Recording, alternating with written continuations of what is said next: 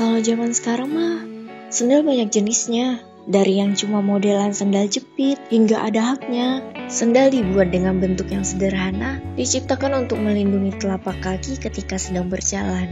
Dan dibuatnya pun demi kenyamanan dan ringan saat dipakai. Biasanya terbuat dari bahan kulit, plastik, tali, jerami, logam, atau bahan bekas. Ada banyak loh sendal dari bahan bekas. Bukan cuma eksis di Indonesia aja. Ternyata di Afrika juga banyak banget yang bikin dan pakai sendal ini. Kalau kalian doyan jalan-jalan, yuk cobain ke Afrika. Nah, kalian bisa berkeliling ke desa Masasi dekat ekosistem Amboseli di Kenya. Hampir semua kayaknya di sana menggunakan sendal yang terbuat dari ban bekas.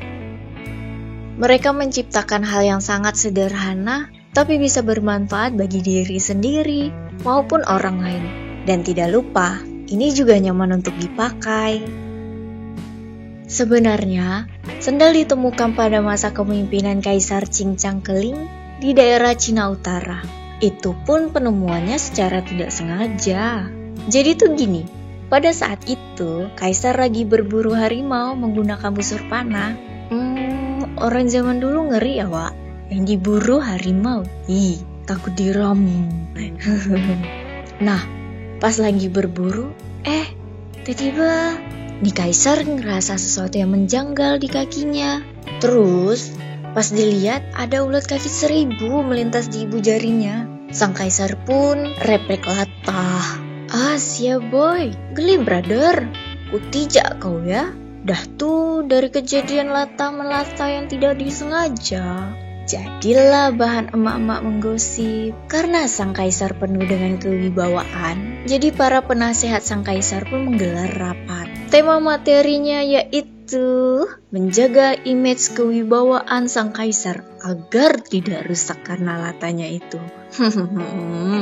Nah, hasil dari rapat itu didapatlah keputusan kalau sang Kaisar ini harus punya alas kaki biar terhindar dari hewan-hewan mungil menggeliat itu. Tapi gimana ya? I have idea. Dibuatlah alas kaki dari kayu. Dari kayu nih, Wak. Jadi maklumin aja, belum empuk. Terus ada tambahannya nih, dikasih tiang pendek. Kalau tiang kesannya tiang panjang yang tinggi gede gitu kan. Kita ganti aja. Jadi potongan kayu pendek pas dekat ibu jari, dan jadilah sendalnya. Dan ini sekaligus peringatan untuk mama agar stop tuh bergosip. Atau siap-siap nih kaki melayang menginjak Anda. Nah, untuk perkembangannya di Indonesia, sendal jepit ini sebenarnya sih udah mulai ada di Bogor. Zamannya Tarumanagara, ya sekitar abad ke-7 gitu deh. Dan itu dibuktikan dengan adanya penemuan batu tulis berisikan prasasti dan telapak kaki raja. For your information, prasasti itu sebuah karya tulisan, tapi bukan pakai pulpen ya. Ya kali abad ke-7 udah ada pulpen. Melainkan mereka dipahatnya tuh si batu, logam, dan lainnya. Dan sangat disayangkan, nggak ada satu orang pun yang ngeklaim penemu sendal. Kalau penemu listrik itu kan Thomas Alva Edison. Lah, ini sendal nggak ada yang klaim. Nggak apa-apa juga sih ya. Kalau nggak ada yang ngeklaim, yang penting kalian semua ini kalau dari sholat Jumat tuh ya jangan ngebawa pulang apalagi ngeklaim sendal orang jadi milik pribadi. Ups, dosa abang. Sandal atau sendal berasal dari kata sandalion yang merupakan bahasa Yunani tapi diterjemahkan lagi ke bahasa lain, yaitu sandalium. Kita mulai lagi dari alas kaki orang Yunani dan Romawi kuno. Pada waktu itu tuh solnya masih terbuat dari gabus, dan untuk bagian penutup dibuat dari kulit, terus disatukan dengan bagian alasnya, lalu dijahit deh biar nggak lepas. Tapi bagian jari kaki dibiarkan terbuka. Dari era Romawi di masa 50-100 sebelum Masehi, dengan istilah sandalium yang artinya menunjukkan nama sendal itu sendiri.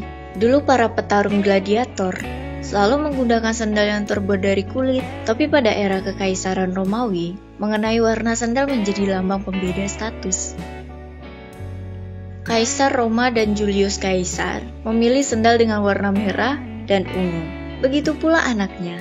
Sementara Popeye, istri Kaisar Nero, memilih sendal yang terbuat dari emas dengan tatahan aksesoris batu-batu berharga.